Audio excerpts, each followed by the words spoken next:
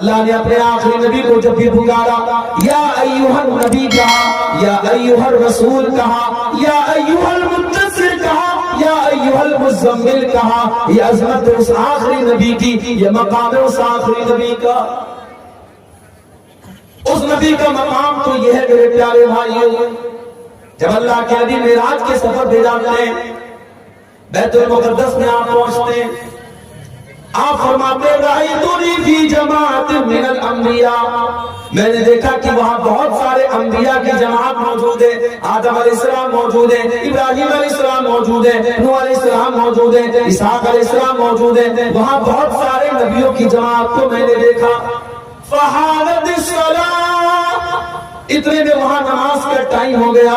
سارے نبیوں نے کہا آج ہمارا امام اگر کوئی ہے تو جناب محمد رسول اللہ صلی اللہ علیہ وسلم ہے. سارے نبیوں نے اللہ کے نبی کو امامت کے لیے آگے بڑھایا. فَأَمَمْتُهُمْ، اور اللہ کے نبی نے ان سارے نبیوں کو نماز پڑھائی. لا ہادی لہ.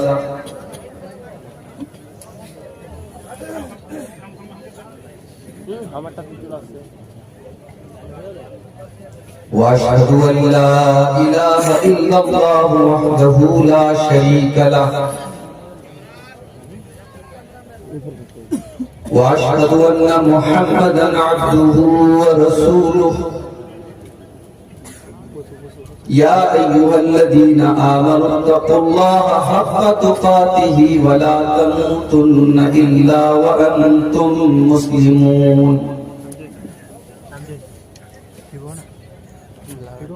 يا أيها الناس اتقوا ربكم الذي خلقكم من نفس واحدة وخلق منها زوجها وبث منهما رجالا كثيرا ونساء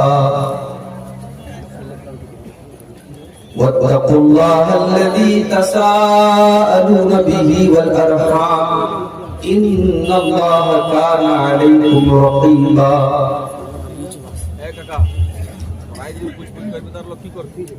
يا أيها الذين آمنوا اتقوا الله وقولوا قولا سديدا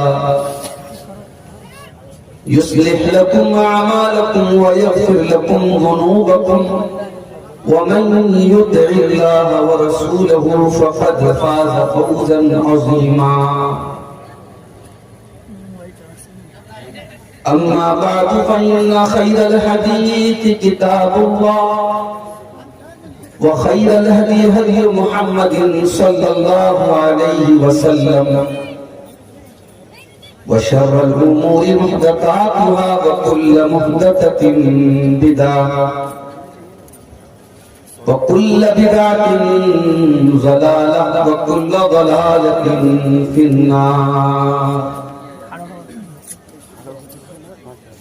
أعوذ بالله من الشيطان الرجيم. بسم الله الرحمن الرحيم.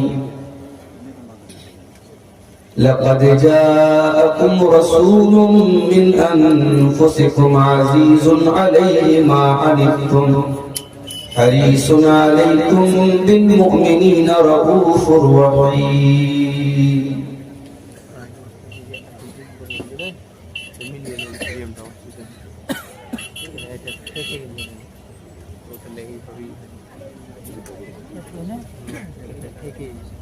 سلام اس پر کہ جس نے بے کسوں کی دستگیری کی. سلام اس پر کہ جس نے بادشاہی میں فقیری کی. سلام اس پر کہ اسرار محبت جس نے سکھلائے. سلام اس پر کہ جس نے زخم کھا کر پھول برسائے. سلام اس پر کہ جس نے خون کے پیاسوں کو قبائیں دیں. سلام اس پر کہ جس نے گالیاں سن کر دعائیں دیں. سلام اس پر کہ جس کا ذکر ہے سارے صحائف میں. سلام اس پر ہوا مجروح جو بازار طائف میں، سلام اس پر وطن کے لوگ جس کو تنگ کرتے تھے، سلام اس پر کے گھر والے بھی جس سے جنگ کرتے تھے، سلام اس پر کے جس کے گھر میں چاندی تھی نہ سونا تھا، سلام اس پر کے ٹوٹا بوریا جس کا بچھونا تھا،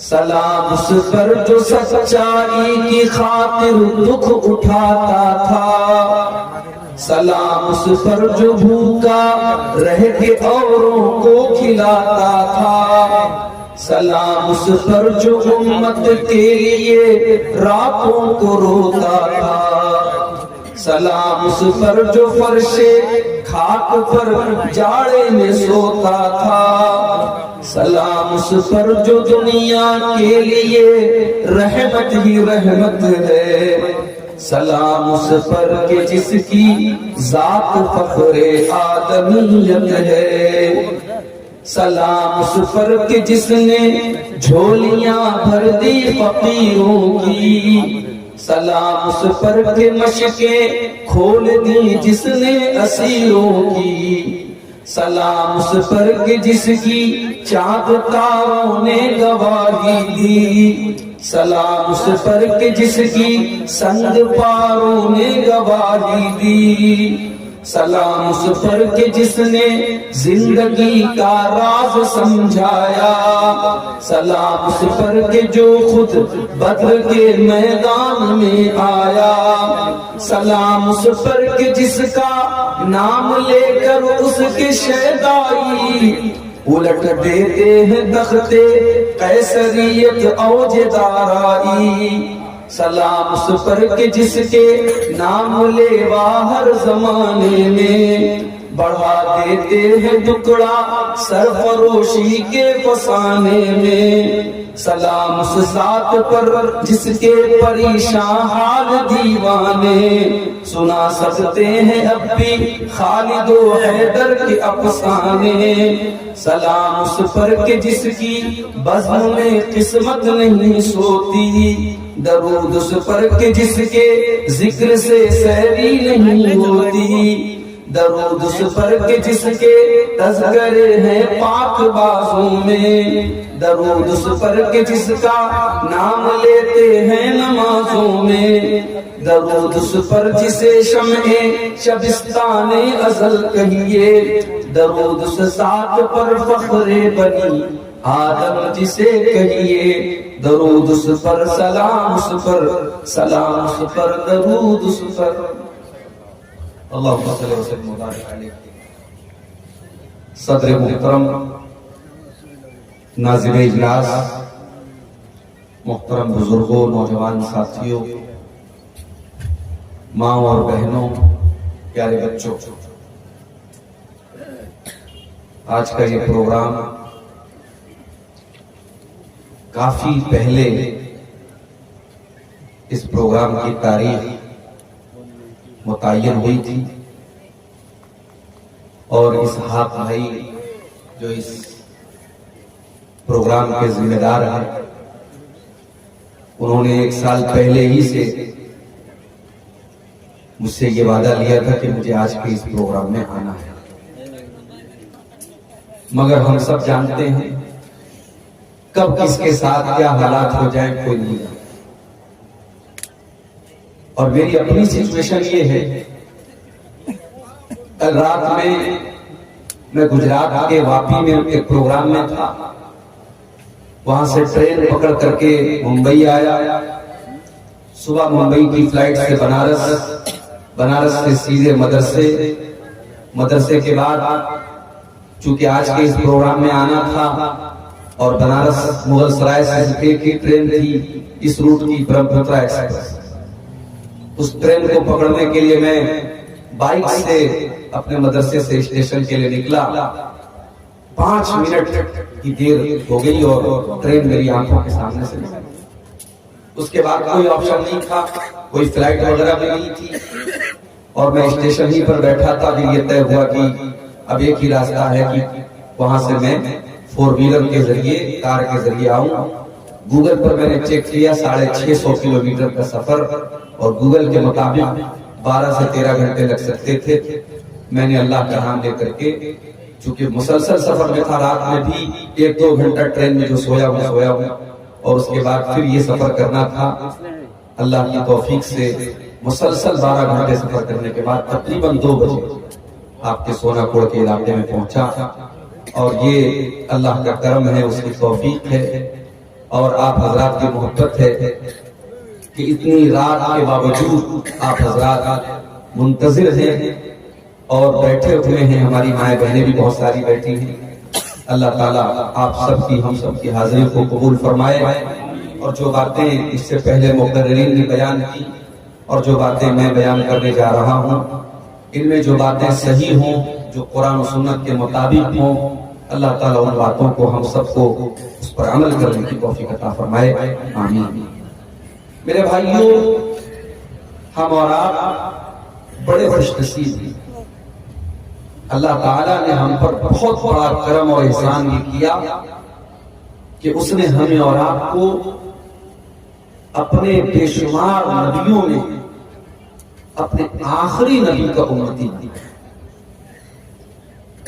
ہمیں اور آپ کو اللہ تعالیٰ نے مذہب اسلام کا پیروکار بنایا۔ دنیا میں آج لاکھوں مت ہیں، سمپردائے ہیں، مذہب ہیں، دھرم ہیں، ان کی اپنی اپنی اپاسنا اور پوجا کی پدھتی ہے، طریقے ہیں، مگر اللہ تعالیٰ نے ہمیں اور آپ کو اسلام سے نوازا، ہمیں اور آپ کو اللہ تعالیٰ نے توحید سے نوازا۔ یہ اللہ کی سب سے بڑی نعمت ہے، اور یہی وجہ ہے کہ قرآن مجید میں اللہ تبارک و تعالیٰ نے کسی اور چیز کے اوپر احسان نہیں جتایا۔ کسی اور چیز کا نام لے کر کے اللہ نے یہ نہیں کہا کہ میں نے یہ چیز تم کو دے کر کے تم پر احسان کیا، لیکن اللہ تعالیٰ نے جب اپنے آخری نبی جناب محمد رسول اللہ صلی اللہ علیہ وسلم کو دھرتی پر بھیجا تو اللہ تعالیٰ نے اس کو اپنا بہت بڑا احسان قرار دیا۔ سورہ آل عمران میں اللہ نے فرمایا لَقَدْ مَنَّ اللَّهُ عَلَى الْمُؤْمِنِينَ إِذْ بَعَثَ فِيهِمْ رَسُولًا مِّنْ أَنفُسِهِمْ يَتْلُو عَلَيْهِمْ آيَاتِهِ وَيُزَكِّيهِمْ وَيُعَلِّمُهُمُ الْكِتَابَ وَالْحِكْمَةَ۔ اے ایمان والو، اللہ تعالیٰ کا بہت بڑا احسان ہے تمہارے اوپر، بہت بڑا کرم ہے تمہارے اوپر۔ اس نے اپنے آخری نبی کو تمہارے اندر بھیجا، رسول من انفسہم، اور ایسا رسول بھیجا جو تم ہی میں سے ہے۔ تم کھانا کھاتے ہو، میرا نبی بھی کھانا کھاتا ہے۔ تم بیمار ہوتے ہو، میرا نبی بھی بیمار ہوتا ہے۔ تمہیں دنیا کی ضرورتیں لاحق ہوتی ہیں، میرے نبی کو بھی دنیا کی ضرورتیں لاحق ہوتی ہیں۔ ہم نے ایسا نبی بھیجا جو تم ہی میں سے، تاکہ تمہارے لیے وہ نبی آئیڈیل بن سکے، آدرش بن سکے، نمونہ بن سکے۔ یتلو علیہم آیاتہ، اور اس نبی کا بہت بڑا احسان یہ کہ وہ قرآن کی آیتوں کو پڑھ پڑھ کے تم کو سناتے ہیں۔ اللہ نے اگر صرف قرآن کو اتارا ہوتا، قرآن کو تم پڑھ تو لیتے، مگر قرآن کو سمجھنے کے لیے پریکٹیکل ضرورت تھی۔ اللہ نے اپنے نبی کو پریکٹیکل کرنے کے لیے، قرآن کو سمجھانے کے لیے اپنے نبی کو بھیجا۔ وہ نبی قرآن کی تھیوری بھی پڑھا دیتے تھے، وہ قرآن کو پڑھ پڑھ کے سنایا بھی کرتے تھے، اور قرآن پر عمل کر کے بھی دکھایا کرتے تھے۔ وَيُزَكِّيهِمْ، اور وہ نبی تمہیں پوتر کرنے کے لیے، تمہیں پاک کرنے کے لیے، تمہیں صاف کرنے کے لیے آیا۔ تمہارے اندر بہت ساری گندگیاں تھی، تم شراب پیا کرتے تھے، تم زنا کیا کرتے تھے، تم مردار کھایا کرتے تھے، تم غیر اللہ کے آگے سر جھکایا کرتے تھے، تم اپنی 100 بیلیماں سے شادی تک کر لیا کرتے تھے، اپنی بیٹیوں کو قتل کر دیا کرتے تھے، اپنی عورتوں پر ظلم کیا کرتے تھے، تم جوا کھیلا کرتے تھے، تم حرام کھایا کرتے تھے۔ وَيُزَكِّيهِمْ، اس نبی نے آ کر کے تم کو پوتر کر دیا، تمہیں پاک کر دیا، تمہیں تمام گندگیوں سے نکالا۔ وَيُعَلِّمُهُمُ الْكِتَابَ وَالْحِکْمَةَ، اور اس نبی کا تیسرا کام یہ ہے وہ نبی تمہارے لیے ٹیچر بن کر کے آئے، تمہیں تعلیم دینے کے لیے آئے، وہ قرآن کے ٹیچر بن کر کے آئے، وہ حدیث کے ٹیچر بن کر کے آئے۔ ہمارے نبی ٹیچر تھے، معلم تھے، آپ نے ہمیں کتاب و سنت کی تعلیم دی۔ یہ الگ بات ہے، جس نبی کو اللہ نے ٹیچر کہا، معلم کہا، اور جس نبی کے اوپر قرآن کی پہلی آیت اقرا کے ذریعے نازل ہوئی کہ اے نبی آپ پڑھیے، اس نبی کے امتیوں کا حال آج کیا ہے؟ آج بھارت کی سرزمین پر، آج بھارت کی دھرتی پر مسلمان دنیا کی تعلیم میں بھی بہت پیچھے اور دین کی تعلیم میں بھی بہت پیچھے ہے۔ مسلمانوں کی بستیوں میں آپ چلے جائیں، ڈھنگ کے اسکول نہیں، ڈھنگ کے مدرسے نہیں، کالجز نہیں، یونیورسٹیز نہیں، مسلمانوں کی بستیوں کی پہچان ساؤتھ سے لے کر کے نارتھ تک، اور ویسٹ سے لے کر کے ایسٹ تک، اور کشمیر سے لے کر کے کنیا کماری تک مسلمانوں کی پہچان ہے بریانی کی اور کباب کی اور پراٹھے کی اور طرح طرح کے کھانے پینے کی چیزوں سے۔ میرے بھائیوں، مسلمانوں کے علاقے کھانے پینے کی شوق سے پہچانے جاتے ہیں، مسلمان تعلیم کے لیے، کوچنگ سینٹر کے لیے، اداروں کے لیے اور تعلیم کے لیے بہت کم ہے۔ یہ بڑے افسوس کی بات ہے۔ ہمارے نبی معلم تھے، ہمارے نبی ٹیچر تھے، ہمارے نبی دنیا کو تعلیم دینے آئے تھے، دنیا کو جہالت سے نکال کر کے علم کی روشنی دینے آئے تھے۔ ہم اس نبی کے امتی ہیں، اس نبی کا مقام یہ ہے، اس نبی کی عظمت یہ ہے کہ اللہ تبارک و تعالیٰ نے جتنے نبیوں کو دنیا میں بھیجا، ہر نبی سے اللہ تعالیٰ نے ایگریمنٹ لیا، ہر نبی سے اللہ تعالیٰ نے وعدہ کروایا کہ اگر میرا آخری نبی تمہاری زندگی میں آئے گا تو تم میرے آخری نبی کو فالو کرو گے، میرے آخری نبی پر ایمان لاؤ گے، میرے آخری نبی کا سپورٹ کرو گے۔ اس کی دلیل کیا ہے؟ اللہ سورہ آل عمران میں فرماتا ہے وَإِذَا أَخَذَ اللَّهُ مِيثَاقَ النَّبِيِّينَ لَمَا آتَيْتُكُم مِّن كِتَابٍ وَحِکْمَةٍ، اللہ تعالیٰ نے تمام نبیوں سے ایگریمنٹ لیا، وعدہ لیا، اے میرے نبیوں، اے میرے رسولوں، میں نے تم کو اپنی کتاب دی ہے، میں نے تم کو نبی بنایا ہے، ثُمَّ جَاءَكُمْ رَسُولٌ مُصَدِّقٌ لِّمَا مَعَكُمْ، اے میرے نبیوں، اگر تمہاری زندگی میں ہمارا آخری نبی آ جائے جو تمہاری شریعتوں کی تصدیق کرنے والا ہوگا، لَتُؤْمِنُنَّ بِهِ وَلَتَنصُرُنَّهُ، تو تم وعدہ کرو کہ تم میرے آخری نبی کی مدد کرو گے، تم اس کے اوپر ایمان لاؤ گے۔ قَالَ أَقْرَرْتُمْ وَأَخَذْتُمْ عَلَىٰ ذَٰلِكُمْ إِصْرِي، اللہ نے سارے نبیوں سے یہ ایگریمنٹ لیا کہ کیا تم اس بات کا اقرار کرتے ہو، کیا تم اس بات پر حامی بنتے ہو؟ سارے نبیوں نے کہا قالوا اقررنا، ہاں اللہ میں اقرار کرتے ہیں۔ قال فاشهدوا وأنا معكم من الشاهدين، اللہ نے فرمایا تم گواہ رہنا اور میں بھی گواہ ہوں کہ اگر میرا آخری نبی تمہاری زندگی میں آ جائے تو تم اس کے اوپر ایمان لے آؤ۔ یہ ہمارے نبی کا مقام ہے۔ اگر ہمارے نبی کی زندگی میں اگر کوئی دوسرا نبی بھی آ جاتا، اگر کسی دوسرے نبی کی زندگی میں اگر اللہ کے آخری نبی آ جاتے تو اس نبی کو بھی ہمارے نبی کی پیروی کرنا پڑتا۔ یہ مقام ہے میرے نبی کا۔ آج وہ اپنے بزرگوں کی بات پر، اپنے پیروں کی بات پر، اپنے اماموں کی بات پر، اپنے بڑوں کی بات پر، اللہ کے رسول کی بات پر ٹھکرا دیتے ہیں۔ میرے بھائیوں، ایسے لوگوں کو اپنے ایمان کی خیر ہے۔ نبی کی بات جہاں جائے، نبی کا فرمان جہاں جائے، وہاں پھر اپنا دماغ، اپنی عقل، اپنی منطق، اپنی لاجک مت لگاؤ۔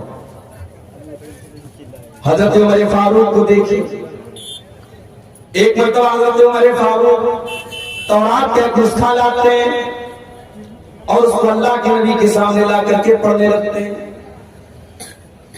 اللہ کے نبی کا چہرہ غصے سے لال ہو جاتا ہے۔ ابو بکر صدیق کہتے ہیں کہ عمر کیا تم اللہ کے نبی کا چہرہ نہیں دیکھ رہے ہو؟ دیکھو اللہ کے رسول کتنے غصے میں ہیں۔ حضرت عمر فاروق نے جب نبی کا چہرہ دیکھا تورات کے اس نسخے کو زمین پر ڈال دیا اور فوراً ادب کے ساتھ کہنے لگے اعوذ باللہ من غضب اللہ، میں اللہ کی پناہ چاہتا ہوں اللہ کے غضب سے۔ رضیت باللہ ربا وبمحمد رسولا وبالاسلام دینا، میں اللہ کو اپنا رب مانتا ہوں، میں محمد کو اپنا رسول مانتا ہوں، میں اسلام کو اپنا دین مانتا ہوں۔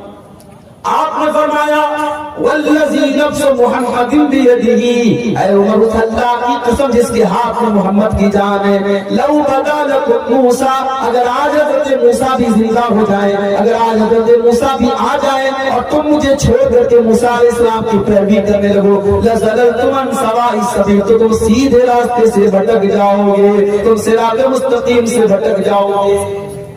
پتہ یہ چلا کہ جب نبی کے رہتے ہوئے حضرت موسیٰ علیہ السلام جیسے پیغمبر کی نہیں چل سکتی تو کسی امتی کی کیسے چلے گی؟ اس لیے بات نوٹ کر لو کہ اللہ کے آخری نبی کے آنے کے بعد اب اگر کسی کو جنت میں جانا ہے، کسی کو اللہ کا کامیاب ہونا ہے، اللہ کے جہنم سے بچنا ہے، تو اسے اللہ کے آخری نبی کا کلمہ پڑھنا پڑے گا اور آپ کے اوپر ایمان لانا پڑے گا۔ یہاں تک کہ اگر کوئی توحید کا قائل ہے، کوئی ایک اللہ کے آگے سر جھکاتا ہے، لیکن اگر وہ محمد رسول اللہ صلی اللہ علیہ وسلم کا کلمہ نہیں پڑھتا ہے تو وہ نجات نہیں پا سکتا ہے۔ ڈاکٹر ذاکر نائک نے ایک مرتبہ کسی تقریر میں کہا تھا کہ اگر کوئی توحید کا قائل ہے، کوئی لا الہ الا اللہ پڑھتا ہے اور محمد رسول اللہ نہیں پڑھتا ہے، تو ڈاکٹر ذاکر نائک صاحب نے کہا تھا کہ اس کی 99.99% امید تو یہی ہے کہ وہ جہنم میں جائے گا، مگر 0.1% گنجائش ہے کہ وہ جنت میں جائے گا۔ مگر قرآن و حدیث بتاتے ہیں کہ آخری نبی کے آ جانے کے بعد، جناب محمد رسول اللہ کے آ جانے کے بعد 0% کسی کی گنجائش نہیں ہے کہ وہ اللہ تعالیٰ کے نجات پائے، جب تک وہ لا الہ الا اللہ کے ساتھ محمد رسول اللہ کا کلمہ نہ پڑھ لے۔ میرے پیارے بھائیوں، یہ عظمت ہے میرے نبی کی، اپنے رسول کی عظمت کو پہچانو۔ ہم جانتے ہیں مسلمان خانے کعبہ کی طرف نماز پڑھنے سے پہلے کدھر منہ کے نماز پڑھتے تھے؟ بیت المقدس کی طرف۔ وہی بیت المقدس جو آج یہودیوں کے قبضے میں ہے، وہی بیت المقدس جہاں ہمارے مظلوم فلسطینی بھائیوں کو مارا جا رہا ہے، ان کے بچوں کو، ان کی عورتوں کو مارا جا رہا ہے، اسی بیت المقدس کی طرف چہرہ کر کے اللہ کے نبی نماز پڑھتے تھے۔ مگر آپ کے دل میں یہ تمنا، آپ کا دل چاہتا تھا کہ اللہ تبارک و تعالیٰ خانے کعبہ کو ہمارا قبلہ بنا دے، مسجد حرام کو ہمارا قبلہ۔ اللہ کے نبی اپنی زبان سے یہ بات نہیں کہہ رہے، آپ کے دل میں یہ ارادہ ہے، آپ کے دل کی یہ خواہش ہے، آپ کی اچھا یہ ہے۔ اللہ تعالیٰ اپنے نبی سے کتنی محبت کرتا ہے میرے پیارے ساتھیوں، جس بات کو نبی اپنی زبان پر بھی نہیں لائے، صرف نبی کے دل میں یہ ارادہ چل رہا تھا۔ اللہ نے قرآن میں فرمایا قَدْ نَرَىٰ تَقَلُّبَ وَجْهِكَ فِي السَّمَاءِ فَلَنُوَلِّيَنَّكَ قِبْلَةً تَرْضَاهَا۔ اے نبی، جب آپ نماز پڑھتے ہیں اور بار بار آسمان کی طرف دیکھ کر کے آپ انتظار کرتے ہیں کہ اے اللہ تیرا کوئی حکم ایسا آ جائے، ہمارا قبلہ بدل دیا جائے، ہمارا قبلہ خانے کعبہ کو بنا دیا جائے، اے نبی اللہ تعالیٰ آپ کی نظر کو دیکھ رہا ہے، آپ کے دل کی خواہشات کو دیکھ رہا ہے۔ فَوَلِّ وَجْهَكَ شَطْرَ الْمَسْجِدِ الْحَرَامِ، اے نبی جائیے، اللہ تعالیٰ آپ کی خواہش کو پورا کر رہا ہے۔ اب آج کے بعد سے مسلمانوں کو حکم دیا جا رہا ہے ان کو نماز میں قبلہ خانے کعبہ کو بنانا ہے، ان کو خانے کعبہ کی طرف منہ کر کے نماز پڑھنا ہے۔ یہ مقام ہے ہمارے نبی کا۔ ہمارے نبی کے دل کی جو خواہش تھی، اللہ تعالیٰ نے اس خواہش کو پورا کر دیا۔ میرے پیارے، پورا قرآن آپ اٹھائیے، اللہ نے موسیٰ علیہ السلام کا نام لیا، کہا یا موسیٰ۔ عیسیٰ علیہ السلام کو پکارا، کہا یا عیسیٰ۔ داؤد علیہ السلام کو پکارا، کہا یا داؤد۔ لیکن پورے قرآن میں کہیں پر آپ کو یا محمد نہیں ملے گا۔ اللہ نے اپنے آخری نبی کو جب بھی پکارا، یا ایوہ النبی کہا، یا ایوہ الرسول کہا، یا ایوہ المدثر کہا، یا ایوہ المزمل کہا۔ یہ عظمت اس آخری نبی کی، یہ مقام ہے اس آخری نبی کا۔ اس نبی کا مقام تو یہ ہے میرے پیارے بھائیوں، جب اللہ کے نبی معراج کے سفر پہ جاتے ہیں، بیت المقدس میں آپ پہنچتے ہیں، آپ فرماتے ہیں رأیتنی فی جماعت من الانبیاء، میں نے دیکھا کہ وہاں بہت سارے انبیاء کی جماعت موجود ہے، آدم علیہ السلام موجود ہے، ابراہیم علیہ السلام موجود ہے، نوح علیہ السلام موجود ہے، اسحاق علیہ السلام موجود ہے، وہاں بہت سارے نبیوں کی جماعت کو میں نے دیکھا۔ فحانت الصلاۃ، اتنے میں وہاں نماز کا ٹائم ہو گیا. سارے نبیوں نے کہا آج ہمارا امام اگر کوئی ہے تو جناب محمد رسول اللہ صلی اللہ علیہ وسلم ہے. سارے نبیوں نے اللہ کے نبی کو امامت کے لیے آگے بڑھایا. فَأَمَمْتُهُمْ، اور اللہ کے نبی نے ان سارے نبیوں کو نماز پڑھائی. یہ ہے ہمارے نبی کی نبیوں کی امامت آپ نے کرائی ہے. آپ نبیوں کے امام ہیں، امام الانبیاء ہیں، امام کائنات ہیں. میرے پیارے ساتھیو، ہمارے نبی کی شان یہ ہے کہ آپ اللہ کے آخری نبی ہیں. آپ کے بعد دنیا میں جو بھی نبی بننے کا دعویٰ کرے گا وہ مکار مانا جائے گا، وہ دجال مانا جائے گا، وہ جھوٹا مانا جائے گا. اللہ کے نبی کے بعد اب کوئی نبی نہیں آ سکتا. ما کان محمد ابا احد من رجالکم ولکن رسول اللہ وخاتم النبیین. محمد تو میں سے کسی مرد کے باپ نہیں ہے. کیا مطلب؟ اللہ کے نبی کے جتنے لڑکے پیدا ہوئے، جتنے بیٹے پیدا ہوئے، سب بچپن میں انتقال کر گئے. کوئی لڑکا آپ کا جوان نہیں ہوا، کوئی بیٹا آپ کا جوان نہیں ہوا. ہاں، ایک بچے کو آپ نے پالا تھا. کوئی اس کا نام بتا سکتا ہے؟ ایک بچے کو آپ نے پالا تھا، ان کا نام تھا زید بن ثابت، زید بن حارثہ رضی اللہ عنہ. ان کی آپ نے پرورش کی تھی. اور اس زمانے میں دستور یہ تھا کہ اگر کوئی کسی بچے کو پال لیتا تھا تو وہ اس کے سگے باپ، اس کا سگا باپ مانا جاتا تھا، اور ولدیت میں اسی کا نام لیا جاتا تھا. جب حضرت زید جوان ہوئے تو لوگ ان کو زید بن محمد کہنے لگے، اللہ کے نبی کا بیٹا کہنے لگے. حضرت زید کی شادی ہوتی ہے حضرت زینب کے ساتھ. میاں بیوی میں بن نہیں پاتی ہے، طلاق ہو جاتی ہے. جب وہ اپنی بیوی کو طلاق دے دیتے ہیں، اللہ تعالیٰ حکم دیتا اپنے آخری نبی کو کہ اے نبی اب آپ زینب سے شادی کر لیں. بڑے غور سے سننا، اس زمانے کے دستور کے مطابق حضرت زید اللہ کے نبی کے بیٹے کی حیثیت رکھتے تھے اور ان کی بیوی اللہ کے رسول کی بہو کی حیثیت رکھتی تھی. اور اللہ نے حکم دے دیا کہ اے میرے نبی، آپ کو ہم حکم دے رہے آپ زینب کے ساتھ شادی کر لیں. اللہ کے نبی بھی ڈر گئے. آپ کو بھی لگا کہ لوگ کیا کہیں گے کہ میں نے بہو کے ساتھ شادی کر لی. اللہ نے فرمایا وَتَخْشَى النَّاسَ وَاللَّهُ أَحَقُّ أَن تَخْشَىٰ. اے نبی، جب ہم نے حکم دے دیا تو لوگوں سے ڈرنے کی ضرورت نہیں ہے، اللہ سے ڈرو. اے نبی، ہمارا حکم ہے، آپ کو کسی کی پرواہ کرنے کی ضرورت نہیں ہے، آپ زینب سے نکاح کر لیں. اور دنیا نے یہ منظر دیکھا. اللہ کے نبی نے زینب رضی اللہ تعالیٰ عنہ سے نکاح کیا. یہودیوں نے، منافقوں نے بدتمیزی کرنا شروع کر دیا. کہا کہ صحابیوں نے اپنی بہو سے نکاح کر لیا، اپنے بیٹے کی مطلقہ سے نکاح کر لیا. اب اللہ تعالیٰ اپنے نبی کا ڈیفنس کر رہا ہے. پتہ یہ چلا کہ اگر کبھی تمہارے نبی پر کوئی کیچڑ اچھالے، تمہارے نبی پر کوئی اعتراض کرے، تمہارے نبی کو کوئی برا بھلا کہے تو اپنے نبی کا ڈیفنس کیا کرو. یہ اللہ کی سنت ہے، یہ اللہ کا طریقہ ہے کہ نبی کا ڈیفنس کیا جائے، نبی کے کیریکٹر کو واضح کیا جائے. اللہ نے فرمایا ما کان محمد ابا احد من رجالکم.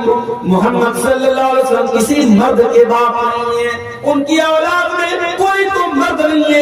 بچے جو پیدا ہوئے سب بچپن میں انتقال کر گئے. جب ان کی اولاد میں کوئی مرد نہیں تو ان کی بہو کہاں سے آ گئی؟ غور کرو اللہ نے رسم کو کیسے توڑا ہے. ابھی میرے پاس ایک بچہ آیا، مولوی صاحب ہمارے علاقے میں شادی بیاہ میں ڈی جے بجایا جاتا ہے. ہم تو بڑے فخر سے بنارس میں کہتے ہیں، یوپی میں کہتے ہیں کہ صاحب ہم باقوں کی اور صاحب گنج کے علاقے میں جاتے ہیں، ہمارا سینہ چوڑا ہو جاتا ہے، ہمارا دل باغ باغ ہو جاتا ہے. پوری بستی اہل حدیثوں کی بستی ہے، پوری بستی قرآن و حدیث پر چلنے والوں کی بستی ہے. لیکن کیا آپ ہم جا کے یہ بھی بتائیں کہ صاحب ان بستیوں میں محرم بھی منایا جاتا ہے، وہاں تعزیہ بھی اٹھایا جاتا ہے، وہاں شادی بیاہ میں ڈی جے بھی بجایا جاتا ہے، وہاں کے نوجوان شراب کے نشے میں دھوت رہتے ہیں؟ کیا یہ بات بھی ہم بیان کریں اور یہ بات بھی بتائیں میرے پیارے ساتھی؟ شرم آنی چاہیے. جن رسموں کو میرے نبی نے توڑا ہے آج ہم کو پھر سے زندہ کر رہے ہیں. شادی بیاہ کے موقع پر دور جاہلیت میں ناچ گانا ہوتا تھا، لوگ شراب پی کے مست ہو جاتے تھے. اسلام نے آ کر کے نکاح کو عبادت بنا دیا. نکاح کے موقع پر خطبہ نکاح ہوتا ہے، اللہ کی تعریف ہوتی ہے، اللہ کا نام لیا جاتا ہے. اس کے بعد مولوی صاحب قاضی صاحب لڑکے سے کہتے ہیں کہ آپ کا نکاح میں نے فلاں لڑکی کے ساتھ کر دیا، کہ آپ کو قبول ہے، کہ آپ نے قبول کیا؟ لڑکا کہتا ہاں میں نے قبول. اسلام نے تو نکاح کو عبادت بنا دیا، نکاح کو برکت کی چیز بنا دیا، اور ہم ڈی جے بجا کر کے اور اپنے گھر کی عورتوں کو نچا کر کے اور ان سے گانا ان کے منہ سے نکلوا کر کے ہم اس نکاح کو، اس کی برکت کو ختم کر رہے ہیں. میرے بھائی شرم آنی چاہیے. میرے نبی رسم کو توڑنے کے لیے آئے تھے. اس زمانے کی بہت بڑی رسم تھی کہ اگر کوئی کسی بچے کو اپنا بیٹا بنا لیتا تھا، منہ بولا بیٹا کہہ لیتا تھا، اس کو اڈاپٹ کر لیتا تھا، اس کی پرورش کر لیتا تھا، اس کا سگا بیٹا مانا جاتا تھا. اللہ نے یہ رسم توڑی اور اپنے نبی سے کہا کہ آپ زینب سے نکاح کریں. اللہ نے فرمایا محمد کسی مرد کے باپ نہیں ہے. اس پر ایک اور سوال کیا گیا کہ سارے مسلمانوں کو تو 4 شادیوں کی اجازت تھی، لیکن اللہ کے رسول کے نکاح میں آلریڈی 4 بیویاں تھی اور حضرت زینب 5ویں بیوی تھی. ایک اعتراض یہ بھی کیا گیا سارے مسلمان تو 4 شادیاں ہی کر سکتے ہیں، یہ اللہ کے نبی 5ویں شادی کیوں کر رہے ہیں؟ فرمایا وَلَٰكِن رَّسُولَ اللَّهِ، وہ اللہ کے رسول ہیں، تم ان کو اپنے جیسا مت سمجھو، اپنے اوپر قیاس مت کرو. وہ اللہ کے حکم سے کر رہے ہیں. وہ 5 نکاح کیا وہ 9 نکاح کر سکتے ہیں، تمہیں اعتراض کرنے کا کوئی حق حاصل نہیں ہے. ایک اور اعتراض کیا گیا کہ اگر شادی کرنی ہی تھی کوئی اور کر لیتا، ابو بکر کر لیتے، عمر کر لیتے، عثمان کر لیتے، علی کر لیتے، کوئی صحابی کر لیتے. اللہ کے نبی کو اپنے منہ بولے بیٹے کی مطلقہ سے نکاح نہیں کرنا چاہیے. یہ اعتراض بھی لوگوں نے کیا. فرمایا وخاتم النبیین، میرا نبی تو آخری نبی ہے، میرے نبی کے اوپر تو نبوت کی مہر لگائی جا چکی ہے. اب آپ کے بعد کوئی نبی آنے والا نہیں ہے. اگر آپ رسم و رواج کو نہیں توڑیں گے، اگر آپ رسم و رواج کو ختم نہیں کریں گے تو کون ختم کرے گا؟ افسوس کی بات ہے میرے بھائی، جو نبی رسم و رواج کو توڑنے کے لیے آئے تھے آج اس نبی کے امتی رسم و رواج میں ڈوب دیتے. جہیز کی گندگی آج آپ کے اس اہل حدیث سماج میں اور آپ کے اس انصاری سماج میں پائی جاتی ہے. باقاعدہ ڈیمانڈ ہوتی ہے، لڑکی والوں سے باقاعدہ ڈیمانڈ ہوتی ہے. لڑکی سسرال آتی ہے، قدم قدم پہ تانے دیے جاتے ہیں، تو کیا لے کے آئی، تیرے باپ نے کیا دیا تجھے؟ ساس تانا دیتی ہے، سسر تانا دیتا ہے. یہ ہمارے سماج کا یہ حال ہے میرے پیارے بھائیوں. آج یہی وجہ ہے کہ آج بیٹیاں بوجھ بن گئی. آج بیٹیاں کیوں ماں کے پیٹ میں کیوں ماری جا رہی ہیں؟ کیوں ہاسپٹلوں کے ڈسٹ بین میں بچیاں پائی جا رہی ہیں؟ کیوں بھارت میں ہر منٹ میں ایک بچی قتل ہو رہی ہے؟ اگر آپ اس کے ریزن پر غور کریں گے، اس کے اسباب پر غور کریں گے، بہت بڑی وجہ یہ جہیز نام کا ناسور ہے. ایک لڑکی جب پیدا ہوتی ہے باپ کی پیشانی پر بل آ جاتا ہے، ماں کی پیشانی پر چنتا کی لکیریں آ جاتی ہیں. کیوں؟ جب بیٹی آتی ہے تو ذمہ داری بن کے آتی ہے. ماں باپ کو لگتا ہے اس کے جہیز کا انتظام کرنا پڑے گا. ابھی اتر پردیش کے سدھارتھ نگر میں میرا پروگرام تھا، اتفاق سے رات میں 9 بجے میں پہنچا. ایک نکاح کا تقریب تھی، نکاح کا فنکشن تھا.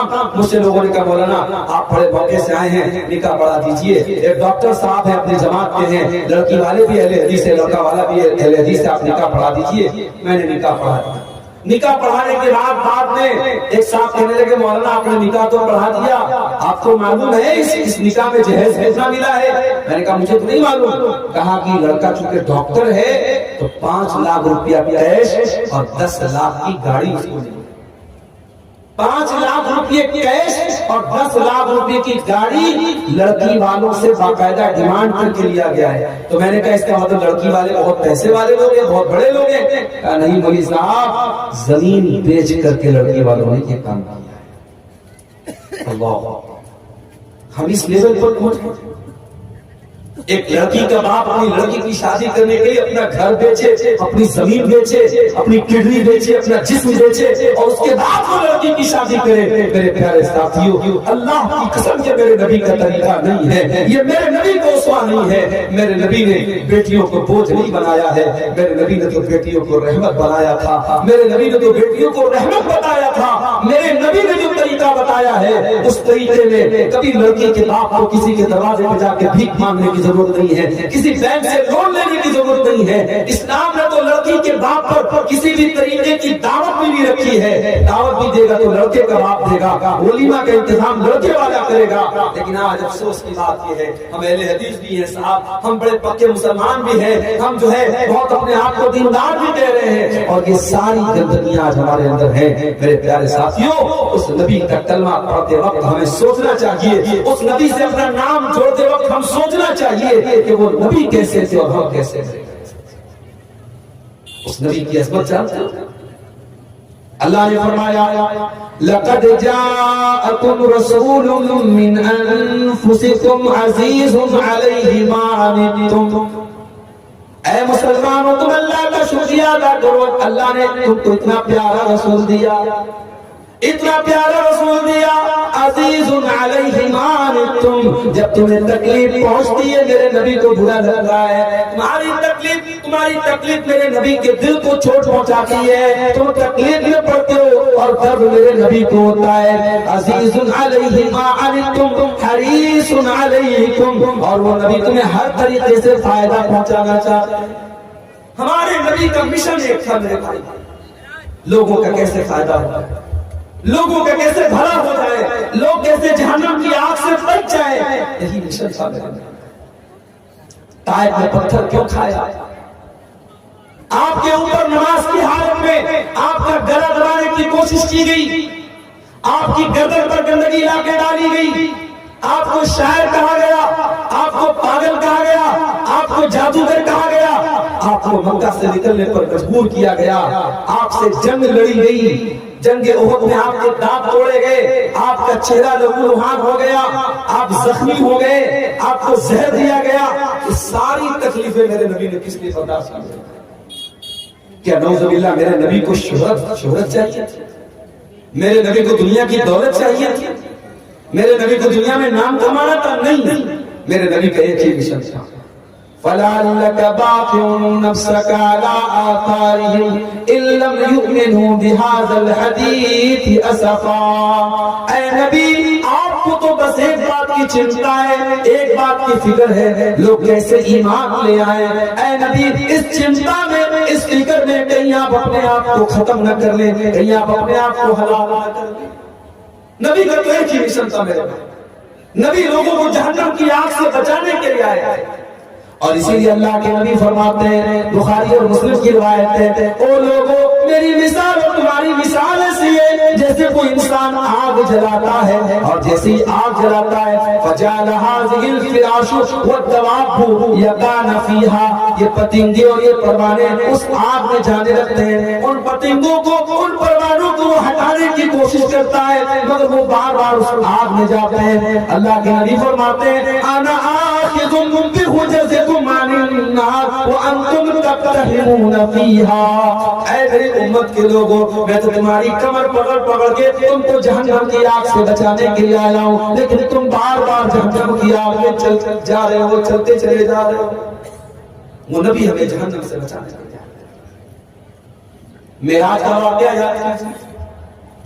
اللہ تعالیٰ نے آپ کو 50 ٹائم کی نماز دی، آپ واپس آئے، موسیٰ علیہ السلام سے ملاقات ہوئی، انہوں نے پوچھا کہ کیا ملا؟ کہا 50 ٹائم کی نماز ملی. کہا ہے محمد صلی اللہ علیہ وسلم، آپ کی امت 50 ٹائم کی نماز نہیں پڑھ پائے گی، میں نے بنی اسرائیل کو بہت آزمایا ہے، بہت تجربہ کیا ہے، آپ جائیے اور اپنے رب سے کم کروائیے. اللہ کے نبی واپس جاتے ہیں اور 50 میں سے 10 کم کروا کر کے 40 کرواتے ہیں. واپس آتے ہیں، حضرت موسیٰ کہتے ہیں یہ بھی زیادہ، اس میں بھی کم کراؤ. 40 سے 30 کرواتے ہیں، 30 سے 20 کرواتے ہیں، 20 سے 10 کرواتے ہیں اور 10 سے 5 کرواتے ہیں. اللہ کے پیارے نبی کو خود اگر کرنا ہوتا آپ کو 50 نمازیں پڑھ لیتے میرے بھائی، لیکن آپ بار بار اپنے رب سے جا رہے ہیں اور کمی کروا رہے ہیں. کس کے لیے؟ ہمارے لیے اور آپ کے لیے، اپنی امت کی آسانی کے لیے. مگر ہم اتنے بڑے بے ایمان ہیں، ہم اتنے بڑے مکار ہیں، ہم اتنے بڑے خودغرض ہیں، وہ 5 ٹائم کی نماز بھی آج ہم سے پڑھی نہیں جاتی. 5 ٹائم کی نماز بھی ہم پڑھنے پڑی. ہمارا نوجوان بیچارہ رات کو 2 بجے تک موبائل میں لگا ہے، صبح فجر کی اذان ہو رہی ہے، الصلاۃ خیر من النوم کی آواز اس کے کانوں تک پہنچ رہی ہے، مگر شیطان اس کے کان میں پیشاب کر چکا ہے، اس کا کان شیطان کا مدعا بن چکا ہے، اس کے کان میں شیطان مد چکا ہے، پیشاب کر چکا ہے، اس کو سلا چکا ہے. الصلاۃ خیر من النوم کی آواز آ رہی ہے، مگر وہ فجر کی نماز پڑھنے کو تیار نہیں. یہ بہت بڑا بزنس مین بن گیا ہے، یہ بہت بڑا ویاپاری بن گیا ہے. اذان ہو رہی ہے، مؤذن کہہ رہا ہے حی علی الصلاۃ، آ جاؤ نماز کی طرف، حی علی الفلاح، آ جاؤ کامیابی کی طرف. مگر یہ اپنی دکان پر بیٹھا ہے، یہ اپنے کاروبار میں لگا ہے، یہ اپنے بزنس میں لگا ہے. اس کا کاروبار نماز سے بڑا ہو گیا، اس کی تجارت کاروبار، اس کا کاروبار نماز سے بڑا ہو گیا. میرے پیارے بھائیوں، اللہ قرآن میں کہتا ہے رجال اللہ تلہیہم تجارت ولا بیع عن ذکر اللہ. میرے اصلی بندے تو وہ ہیں، میرے حقیقی بندے تو وہ ہیں، میرے مومن بندے تو وہ ہیں کہ اللہ کے ذکر سے اور نماز سے ان کا کاروبار ان کو کبھی نہیں روک رہا ہے. جب نماز کا ٹائم ہوتا ہے وہ فوراً جا کر کے نماز پڑھتے ہیں. اور ایسا وہ کیوں کرتے ہیں؟ فرمایا یخافون یوما تتقلب فیہ القلوب والابصار. ان کے دل میں قیامت کے دن کا ڈر ہے، ان کے دل میں ڈر ہے کہ قیامت کے دن اللہ کو کیا حساب دیں گے. اس لیے جتنا بڑا بھی کاروبار ہو، نماز کا ٹائم ہوتا ہے وہ جلدی سے جا کے نماز. آج ہمارا حال کیا ہے؟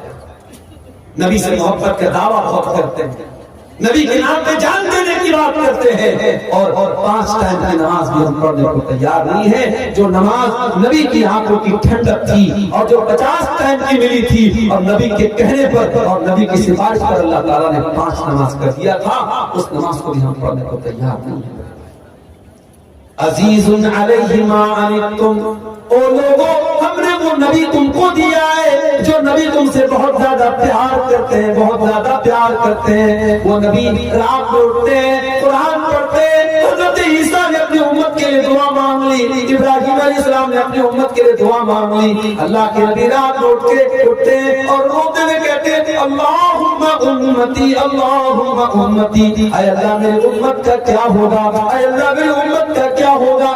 جبریل امین آتے اور پوچھتے کہ کیوں رو رہے ہیں آپ؟ کہتے کہ اپنی امت کے لیے رو رہا ہوں. اللہ فرماتا ہے اے جبریل جاؤ میرے حبیب سے کہہ دو، میرے نبی سے کہہ دو انا سنرضیک فی امتک ولا نسوءک. اے میرے حبیب، اے میرے نبی، ہم آپ کی امت کے بارے میں آپ کو خوش کر دیں گے، آپ کو پریشان ہونے کی ضرورت نہیں ہے. سلام اس پر جو امت کے لیے راتوں کو روتا تھا، سلام اس پر جو فرش خاک پر جاڑے میں سوتا. وہ نبی ہمارے لیے رویا کرتے تھے. مسواک بہت پسند تھی اللہ کے نبی. آخری ٹائم بھی آپ اپنے انتقال کے پہلے آپ نے مسواک کی تھی، اور مسواک کر کے آپ دنیا سے گئے تھے. مسواک بہت پسند تھی، مگر آپ کو اپنی امت کی آسانی کا اتنا خیال تھا. آپ نے فرمایا لولا انا شق علی امتی لامرتهم بالسواک عند كل صلاۃ. اگر میری امت کو پریشانی نہ ہوتی، اگر میری امت کو مشکل نہ ہوتی، میں ہر نماز کے ٹائم ضروری کر دیتا مسواک کو. مگر ضروری کر دیتا تو دقت آ جاتی، پریشانی آ جاتی، اس لیے آپ نے مسواک کو ضروری قرار نہیں دیا. یہ ہے اس نبی کا مقام اور اس نبی کی عظمت. میرے پیارے ساتھیوں، وہ نبی ہمارے لیے آسانیاں لے کر اور آگے بڑھی. دنیا میں تو اس نبی کا جو مقام ہے وہ ہے ہی، کل قیامت کے دن بھی اس نبی کا ایک الگ مقام ہوگا، ایک الگ شان ہوگی. آپ نے فرمایا انا سید ولد آدم یوم القیامہ، میں قیامت کے دن تمام آدم کی اولاد کا سردار رہوں گا. واول من ينشق عنه القبر، اور قیامت کے دن سب سے پہلے میری قبر پھٹے گی. واول شافع، اور قیامت کے دن سب سے پہلے میں سفارش کروں گا. کوئی نبی سفارش کرنے کو تیار.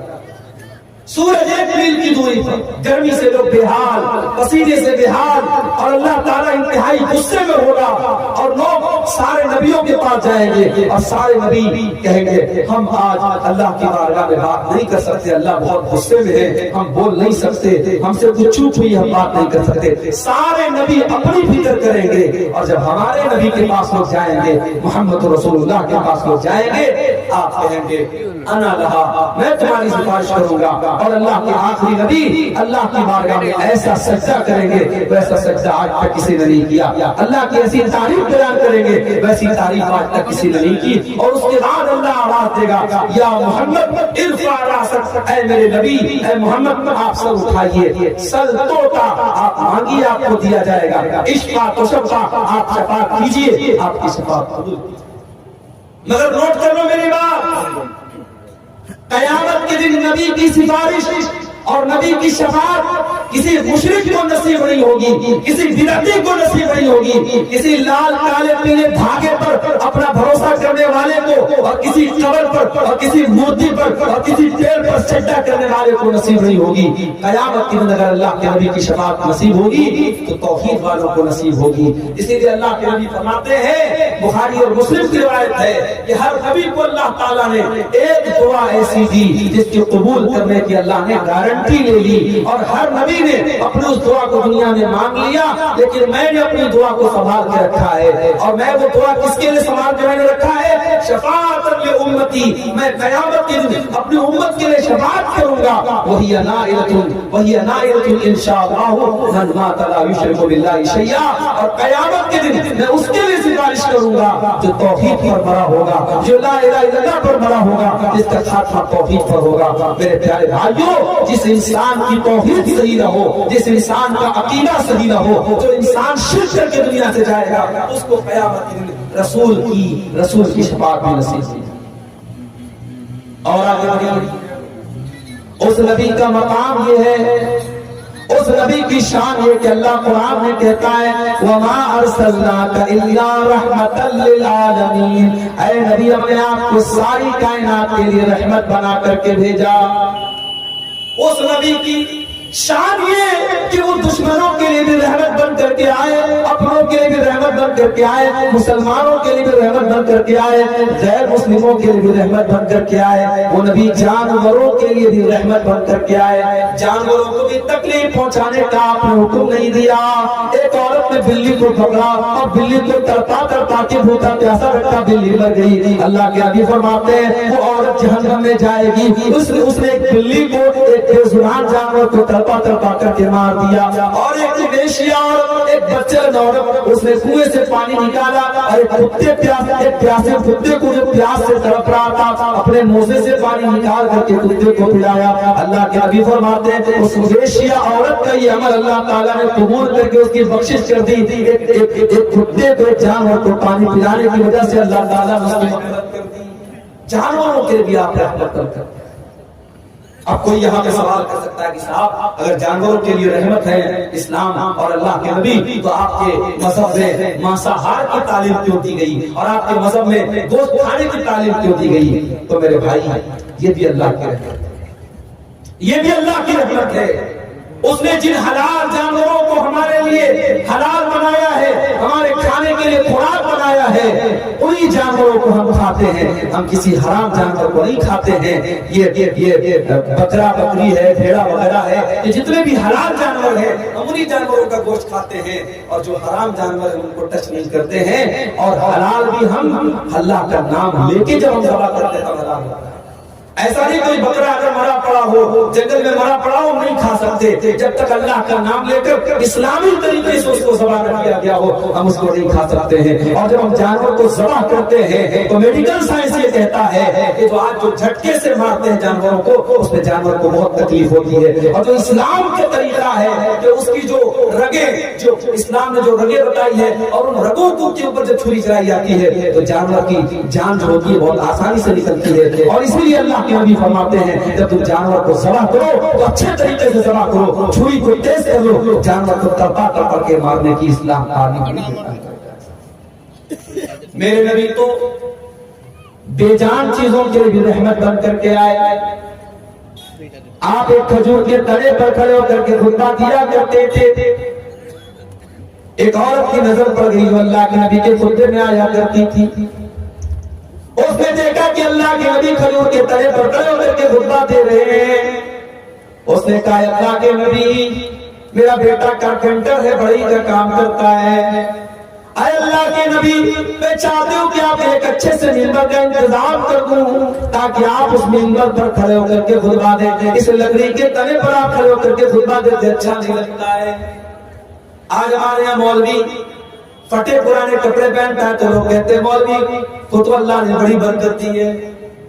مولوی صاحب جو آپ کے بچوں کو قرآن آ کے پڑھاتے ہیں ان کے میلے کچیلے کپڑوں کو دیکھ کر کے کبھی آپ کو شرم نہیں آتی کہ کوئی نیا گھوٹے کا کپڑا لے جا کے دے. آم کا موسم آتا ہے, آپ کے گھر میں بچے آم کھا رہے ہیں, مولوی صاحب بیچارے 5,000 کی تنخواہ میں کیسے کیسے اپنا پریوار چلا رہے ہیں. ان کے بچے اپنے باپ سے کہتے ہیں جان مجھے آم دلا دو, وہ صبر کرنے کی تلقین کرتے ہیں اور دنیا کے مولوی کے پیسے میں اللہ نے بڑی برکت دی ہے. میرے پیارے ساتھیوں اس مولوی کو آپ نے اپنے در کا جو بھکاری بنا کے رکھا اس کو برکت کا خوبصورت نام نہ دیجیے. معاف کرنا میرے بھائیوں, بات کر دیے مگر بات یہی سچ ہے کہ ہم علماء کو خوشحال دیکھنا نہیں چاہتے ہیں. اگر مولوی اچھا لائف اسٹائل اختیار کر لے, اچھا کپڑا پہننے لگے, مولوی حلال طریقے سے اگر گھر مکان بنا لے اور سواری کا انتظام کر لے تو اس پر لوگ انگلی اٹھاتے ہیں کہ مولوی کے پاس اتنا پیسہ کہاں سے. یہ سوچ ہے ہماری قوم کی, یہ اپنے علماء کو اپنے رہنماؤں کو خوشحال نہیں دیکھنا چاہتی. یہ چاہتی ہے کہ آ کر کے ہم سے چندہ مانگتے رہے, ہمارے در کے فقیر اور محتاج.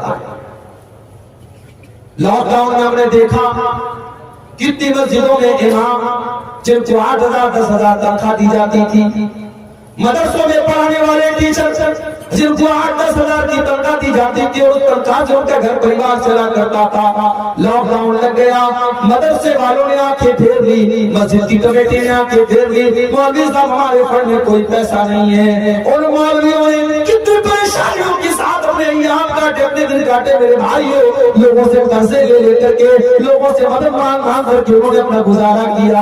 اور میں کئی ایسے مولویوں کو جانتا ہوں لاک ڈاؤن کے بعد انہوں نے کاروبار شروع کر دیا, بزنس شروع کر دیا اور رو کر کے کہنے لگے مولوی صاحب اب ہمیں امامت نہیں کرنی ہے, اب ہمیں مدرسے میں نہیں پڑھانا ہے, ہمیں یہ غلامی کی زندگی نہیں گزارنی ہے, اب ہم اپنا بزنس کریں گے, اپنا کاروبار کریں گے, ہم آزادی کی زندگی گزاریں گے. میرے پیارے بھائیوں یہ علماء بھی آپ کی طرح انسان ہوتے ہیں, ان کے بچوں کو بھی آپ کے بچوں کی طرح ضرورتیں ہوتی ہیں, ان کی بیٹیوں کی بھی آپ کی بیٹیوں کی طرح ضرورتیں ہوتی ہیں. میرے بھائیوں اپنے علماء کی ضرورتوں کا بھی خیال رکھا کرو. نہیں رکھتے ہم اپنے علماء کی ضرورتوں کا ہم خیال نہیں رکھتے. مسجدوں میں کبھی آپ جا کر کے دیکھیے امام کے رہنے کا کمرہ کتنا بڑا ہوتا ہے. بعض مسجدوں میں نے دیکھا کہ سیڑھی کے نیچے جو چھوٹی سی جگہ بنی ہوتی ہے کوٹھری ٹائپ کی, اس میں امام کو رکھتے ہیں. امام بیچارہ اگر ڈھنگ سے کھڑا ہو جائے تو سب اس کا چھت سے لڑ جائے. ہمیں شرم نہیں, ہم اپنے بچوں اور اپنے پریوار کے ساتھ اپنے گھر میں رہیں اور امام صاحب اپنے پریوار سے دور آپ کی مسجد میں امامت کرائیں اور مہینے 2 مہینے اپنے پریوار سے دور رہیں. میرے بھائیوں ایک کون سا انصاف ہے, آپ کے بچے آپ کے ساتھ رہیں اور مولوی کا بیٹا اپنے باپ کے رہنے کے باوجود وہ بیچارہ یتیم بن کے زندگی گزارے اور مولوی کی بیوی بیوہ کی زندگی گزارے. اللہ کے واسطے اپنے علماء کے مسائل پر بھی نظر رکھو. میرے بھائیوں آج سرکاری ٹیچر ریٹائر ہوتا ہے, گورنمنٹ اس کو پینشن دیتی ہے. دنیا کی کسی بھی نوکری میں کوئی ریٹائر ہوتا ہے اس کو بڑا اماؤنٹ ملتا ہے. مولوی ریٹائر ہوتا ہے اس کے لیے کوئی انتظام نہیں, کوئی پرسان حال نہیں. کتنے جماعت کے بڑے بڑے علماء ہیں جنہوں نے ساری زندگی جماعت کی خدمت کی, امت کی خدمت کی, تقریریں کرتے رہے, کتابیں لکھتے رہے, بچوں کو پڑھاتے رہے. جب اس لیول پر اس مرحلے پر پہنچے, جب وہ بیمار ہو گئے, جب بوڑھے ہو گئے, جب کمزور ہو گئے, جب ناکارہ ہو گئے, ان کے دوا علاج کے پیسے نہیں ہیں, تڑپ تڑپ کے اور ٹوٹ ٹوٹ کے مر گئے. میرے پیارے ساتھیوں یہ انصاف کا تقاضا نہیں ہے, یہ علماء کی محبت کا تقاضا نہیں ہے. اللہ کے واسطے اپنے علماء کی ضرورتوں کا بھی خیال رکھو. اور ہم نے دیکھا اللہ کے نبی لکڑی کے تنے پہ خطبہ دے رہے ہیں, اس کو اچھا نہیں لگا. اس نے کہا اللہ کے نبی میں آپ کے لیے خوبصورت ممبر بنوا دیتی ہوں. اگلا جمعہ آیا اور ممبر بن کے تیار ہوا. اگلے جمعہ میں بہترین ممبر بن کے آ گیا اور اللہ کے پیارے نبی جب خطبہ دینے کے لیے ممبر پہ چڑھتے ہیں تو لکڑی کے تنے سے رونے کی آواز آئی. لکڑی کے تنے کو آپ نے سائڈ میں ڈال دیا، کنارے ڈال دیا، لکڑی کے تنے سے رونے کی آواز آنے لگی، صحابہ کرام حیران ہو گئے کہ لکڑی کا تنا کیسے رو رہا ہے، اس سے رونے کی کیسے آواز آ رہی ہے۔ اللہ کے پیارے نبی منبر سے اترتے ہیں اور اس لکڑی کے تنے کو اپنے سینے سے لگاتے ہیں، اور اس میں رحمت کے الفاظ ہیں۔ اللہ کے نبی کہتے ہیں اگر اس کو اپنے سینے سے نہ لگاتا لحقنا الی یوم القیامہ، تو یہ قیامت تک روتا رہتا۔ اور جب آپ نے اس کو اپنے سینے سے لگایا فجعلت تئن عنین الصبی، تو وہ لکڑی کا تنا بچے کی طرح سسکنے لگا۔ پہلے تو رونے کی آواز آ رہی تھی، اور جب آپ نے سینے سے لگایا تو سسکنے کی آواز آنے لگی، جیسے چھوٹے بچے جب روتے رہتے ہیں اور ماں جب ان کو گود میں لے لیتی ہے، باپ ان کو گود میں لے لیتا ہے، تو وہ رونا تو بند کر دیتے ہیں مگر سسکنے کی آواز بڑی دیر تک آتی ہے۔ لکڑی کے تنے سے سسکنے کی آواز آ رہی تھی۔ اللہ کے نبی نے فرمایا انہا تبکی علی ما کانت تسمع من الذکر، اس لکڑی کے تنے پر کھڑے ہو کر کے میں خطبہ دیتا تھا اور قرآن اور حدیث کی باتیں بیان کرتا تھا، اس لیے یہ لکڑی کا تنا جب آج میں نے اس کو چھوڑ کے جب میں منبر پہ کھڑا ہو گیا تو یہ رونے لگا۔ میرے پیارے ساتھیوں، ایک لکڑی کا تنا اپنے نبی سے محبت کرتا تھا، ایک لکڑی کا تنا قرآن سے محبت کرتا تھا، ایک لکڑی کا تنا حدیث سے محبت کرتا تھا۔ ہم کتنے بد نصیب ہیں، ہمیں قصے اچھے لگتے ہیں، ہمیں کہانیاں اچھی لگتی ہیں، ہمیں فضول باتیں اچھی لگتی ہیں، اور ہمیں قرآن و حدیث کی مجلسوں میں مزہ نہیں آتا، ہمیں قرآن و حدیث کی باتوں میں ہمیں لطف نہیں آتا۔ میرے پیارے ساتھیوں، اس لکڑی کے تنے کے لیے اللہ کے پیارے نبی رحمت بن کر کے آئے، اس بے جان چیز کے لیے آپ رحمت کریں۔ ہم تو اس نبی کا کلمہ پڑھنے والے ہیں، وہ نبی جن کی شان اور جن کا مقام ہے۔ میرے پیارے ساتھیوں، اس نبی کی عظمت کو پہچانو۔ آج دنیا اس نبی کو گالیاں دے رہی ہے، فیس بک اٹھاؤ، اس نبی کے بارے میں کتنے گندے گندے جملے لوگ استعمال کرتے ہیں، اور ہمارا نوجوان یہ بیچارہ نشے میں ڈوبا ہوا ہے، یہ سوشل میڈیا پر لڑکیوں سے چیٹنگ میں لگا ہے، اور ہماری قوم کی بیٹیاں یہ فیس بک اور انسٹاگرام پر اپنی بے پردگی اور بے حیائی کا اظہار کر رہی ہے۔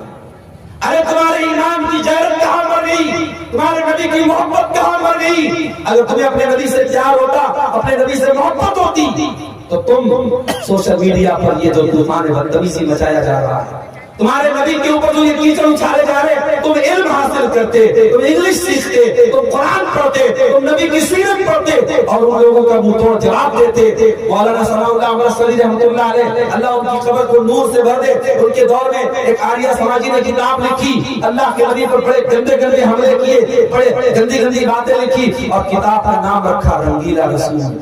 رنگیلا رسول کے نام سے کتاب لکھی، آج بھی انٹرنیٹ پر وہ کتاب موجود ہے ہندی زبان میں، مگر مولانا ثناء اللہ امرتسری کبھی موقع چھوڑتے نہیں تھے۔ اسلام پر جب بھی کوئی حملہ ہوتا تھا اور نبی کی شان پر جب کوئی حملہ ہوتا تھا، مولانا ثناء اللہ امرتسری فوراً اس کا جواب دیتے تھے۔ شمشیر بے نیام تھے وہ، انہوں نے مقدس رسول کے نام سے کتاب لکھی۔ میرے پیارے ساتھیوں، آج کبھی اپنے دلوں کو ٹٹولو اور اپنے گریبانوں میں جھانکو کہ آج اسلام سے محبت کا ہم نام لیتے ہیں، اسلام کا ڈیفینس کرنے کے ہم کتنے تیار ہیں۔ میرے پیارے ساتھیوں، اگر نبی سے محبت ہے تو نبی کا ڈیفینس بھی کیا کرو، نبی کا دفاع بھی کیا کرو، نبی کی سیرت کو دنیا کے سامنے بیان بھی کیا کرو۔ رمضان کا مہینہ آگے آ رہا ہے، اور ہم اور آپ، اللہ نے ہمیں یہ موقع دیا ہے، ہماری زندگی میں ایک اور رمضان آ رہا ہے۔ پچھلے رمضان میں آپ کو یاد ہوگا، آپ کے اسی گاؤں میں بہت سارے لوگ رمضان میں آپ کے ساتھ روزہ رکھتے تھے، مسجد میں تراویح کی نماز پڑھتے تھے، آپ کے ساتھ افطار کرتے تھے، آپ کے ساتھ سحری کرتے تھے، مگر آج وہ ہمارے بیچ میں نہیں ہے، اللہ کو پیارے ہو چکے ہیں، انتقال ہو چکا ان کا، اللہ کے پاس چلے گئے، مگر ہم ابھی زندہ ہیں، ہم اور آپ زندہ ہیں، اور اللہ تعالیٰ ہمیں ایک اور رمضان دے رہا ہے۔ یہ بڑا اچھا موقع ہے میرے بھائی کہ اپنے حالات کو ہم سدھار لیں، اپنی کمیوں کو ٹٹول لیں۔ جو شرابی کہتا ہے کہ شراب نہیں چھوٹ رہی ہے، میں دعوے کے ساتھ کہتا ہوں سچے دل سے، اگر وہ صرف رمضان میں یہ طے کر لے کہ شراب کو ہاتھ نہیں لگاؤں، سچے دل سے اللہ سے طرف کے دعا کریں کہ اللہ اس گندگی سے مجھے بچا لے، اگر وہ رمضان کی پہلی تاریخ سے رمضان کی آخری تاریخ تک شراب کو ہاتھ نہ لگائے، اگر اس کی توبہ سچی ہے، اس کی نیت سچی ہے، اس کے دل کا ارادہ پکا ہے، انشاءاللہ رمضان کے بعد وہ شراب کو ہاتھ نہیں لگائے۔ جو لوگ سال بھر نماز نہیں پڑھتے، آئیے رمضان آپ کو موقع دے رہا ہے۔ اللہ کے نبی نے بد دعا کی اس انسان کے لیے جو رمضان کا مہینہ پائے اور اپنی بخشش نہ کروا سکے۔ میرے بھائیوں، رمضان کوئی معمولی مہینہ نہیں ہے، رمضان ہمیں چینج کر دیتا ہے۔ عام دنوں میں ہم نہیں اٹھتے صبح 4 بجے، عام دنوں میں ہم دوپہر کا کھانا کھاتے ہیں، عام دنوں میں ہم شام کو 5 بجے کچھ نہیں کھاتے ہیں، مگر رمضان میں سب چینج ہو جاتا ہے۔ صبح 4 بجے اٹھ کر کے سحری کھا رہے ہیں، دوپہر میں ہم بھوکے پیاسے ہیں، پھر شام کو افطار کے ٹائم ہم کھانا کھا رہے ہیں، پھر رات میں تراویح پڑھ رہے ہیں، سونے کا ٹائم بدل گیا، اٹھنے کا ٹائم بدل گیا، کھانے کا ٹائم بدل گیا۔ رمضان ہمیں سبق دے رہا ہے کہ اگر تم چاہو تو اپنے آپ کو چینج کر سکتے ہو، اگر پریورتن لانا چاہو، اگر چینجنگ لانا چاہو، اگر پکا ارادہ کرو تو اپنے آپ کو چینج کر سکتے ہو۔ میرے پیارے ساتھیوں، رمضان میں ایک کام آپ اور کیجئے، تھوڑا اپنا تعلق قرآن سے جوڑ لیجئے۔ رمضان قرآن کا مہینہ ہے۔ میرے بھائیوں، آج اس امت کے لیے بڑے افسوس کی بات ہے، ہمارا نوجوان ایک گھنٹہ موبائل پہ بغیر نہیں رہ سکتا۔ ایک گھنٹہ اگر موبائل ڈسچارج ہو جائے، نوجوان تڑپتا رہتا ہے، جلدی سے موبائل پہ چارج کرو، پتہ نہیں کس کا میسج آیا ہوگا، واٹس ایپ پر کتنے لوگوں کا میسج آیا ہوگا، کتنے لوگوں کی کال آئی ہوگی۔ ایک گھنٹہ ہم موبائل کے بغیر نہیں رہ سکتے۔ میرے بھائیوں، جو نوجوان ایک گھنٹہ موبائل کے بغیر نہیں رہ سکتا، وہ نوجوان اپنے دل پر ہاتھ رکھ کر کے بتائے اس نے آخری بار قرآن کا پڑھا تھا، آخری بار آپ نے قرآن کا پڑھا تھا۔ ہمارے بہت سارے نوجوان ہیں، شاید ان کے سر شرم سے جھک جائیں، آخری بار انہوں نے رمضان میں قرآن کو چھوا تھا، اس کے بعد قرآن کو چھونے کی نوبت نہیں آئی۔ یہ قرآن میں تو اللہ کا میسج ہے، یہ قرآن میں تو اللہ کا پیغام ہے۔ کل قیامت میں اللہ پوچھے گا، میرے بندے میرا میسج تیرے گھر میں پڑا تھا، میرا پیغام تیرے گھر میں پڑا تھا، میری کتاب تیرے گھر میں پڑی تھی، تو نے کبھی نہیں سمجھا، تو نے کبھی نہیں پڑھا، تو نے کبھی غور نہیں کیا، کبھی اس قرآن کو سمجھنے کی کوشش نہیں کی۔ میرے پیارے ساتھیوں، اس قرآن کو پڑھو۔ اور آج اگر بھارت کے 25 کروڑ مسلمان یہ طے کر لیں کہ ہر مسلمان 4 قرآن غیر مسلموں تک بانٹے گا، 4 قرآن ہندی میں، بنگلہ میں، جو بھی زبان ہمارا غیر مسلم بھائی جانتا ہے اس کو پہنچائے گا، اگر بھارت کے 25 کروڑ مسلمان یہ طے کر لیں تو 100 کروڑ غیر مسلموں تک بڑی آسانی کے ساتھ قرآن کو پہنچایا جا سکتا ہے۔ میرے بھائی کو یہ کام کرنے کا ہے، جلسے جلوس کرانا ٹھیک ہے، اس کی بھی ایک ضرورت ہے، یہ بھی بڑا اہم کام ہے، مگر یہ کام بھی کرنے کا ہے کہ آج اپنے غیر مسلم بھائیوں تک قرآن کو پہنچائیں۔ اور معاف کرنا، ہم نے اور آپ نے جو یہ چسکا لگا لیا، مولانا عبدالغفار صاحب آئے تو ہم صاحب ان کے ذریعے کچھ جو ہے ہم وید کے شلوک سن لیں، گیتا کے شلوک سن لیں، مولانا جگجیت صاحب آئے ان سے ہم کچھ منتر وغیرہ سن لیں، اور چترویدی علماء تو آپ کے اس بہار بنگال میں جھارکھنڈ میں بہت زیادہ پیدا ہو رہے ہیں، ہم چترویدی نام اور ٹائٹل لگا کر کے اپنے علماء سے ان کے منہ سے ہم سنسکرت کے شلوک سنتے ہیں، ہمیں بڑا مزہ آتا ہے۔ یہ کوئی مناسب بات نہیں ہے، یہ کوئی اچھی بات نہیں ہے۔ بہتر تو یہ تھا کہ آپ اپنے غیر مسلم بھائیوں کو قرآن کی آیتوں کے ذریعے سمجھاتے، جنت کے بارے میں ان کو بتاتے، جہنم کے بارے میں ان کو بتاتے۔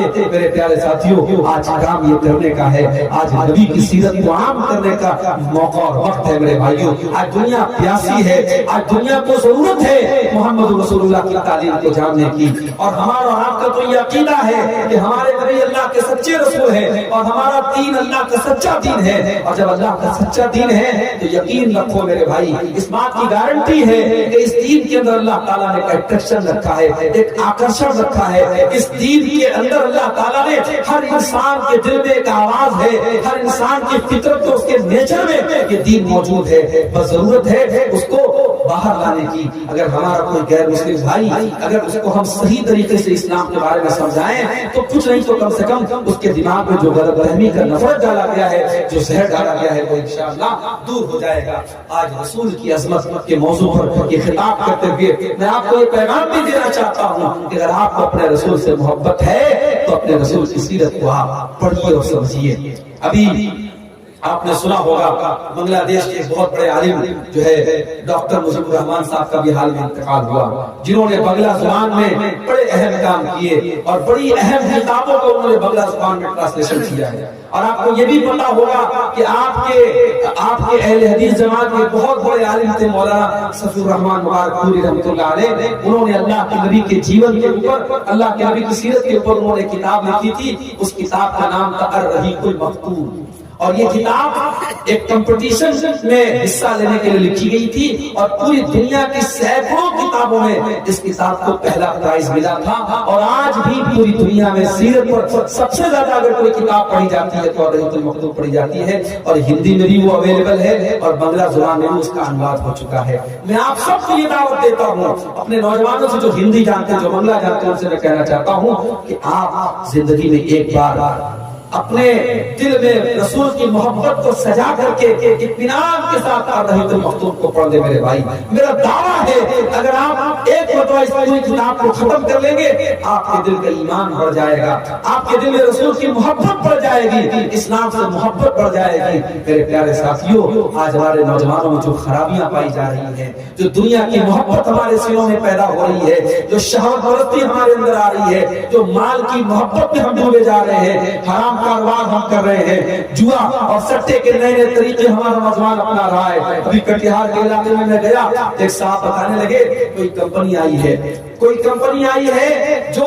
بٹ کوائن وغیرہ کے نام سے پیسہ کلیکٹ کرتی ہے, اور اتنا پیسہ اس میں لگاؤ, ہر مہینہ اتنا پیسہ ملے گا, اور پورا گاؤں وہ کام کر رہا ہے, اور گاؤں کی مسجد کو جو امام صاحب ہے وہ بھی لوگوں کو جوڑ رہے ہیں اور بڑے فائدے بیان کر رہے ہیں. جبکہ ہم سب جانتے ہیں کہ یہ کوئی تجارت نہیں ہے, یہ کوئی تجارت نہیں ہے, یہ حرام ہے, یہ جوا کی ایک شکل ہے کہ آپ 1 لاکھ روپیہ لگاؤ اور ہر مہینے آپ کو 5,000 روپیہ ملے. تجارت میں تو اپ ڈاؤن ہوتا رہتا ہے. تجارت میں کبھی ایسا بھی ہوتا ہے کہ آپ نے 1 لاکھ لگایا اور مہینے کے 10,000 آپ نے کما لیا, اور کبھی ایسا ہوا کہ آپ نے 1 لاکھ لگایا اور مہینے ایک پیسے بھی آمدنی نہیں ہوئی. تو تجارت ہوتی ہے. یہ جتنی کمپنیاں ہیں جو پیسہ لگا کر کے آپ کو آفر دے رہی ہیں, یہ سب آپ کو ٹوپی پہنا رہی ہیں, سب فراڈ ہے, اور آج ہمارا نوجوان اس میں ڈوبا چلا جا رہا ہے. میرے پیارے ساتھیوں, ان حرام طریقوں سے اگر آپ کو بچنا ہے, اپنے نبی کی سیرت کو آپ پڑھیے, اپنے نبی کی زندگی کو آپ پڑھیے. جب آپ اپنے نبی کی سیرت کو پڑھیں گے تو آپ کے دل میں حلال کی محبت پیدا ہوگی اور حرام سے نفرت پیدا ہوگی.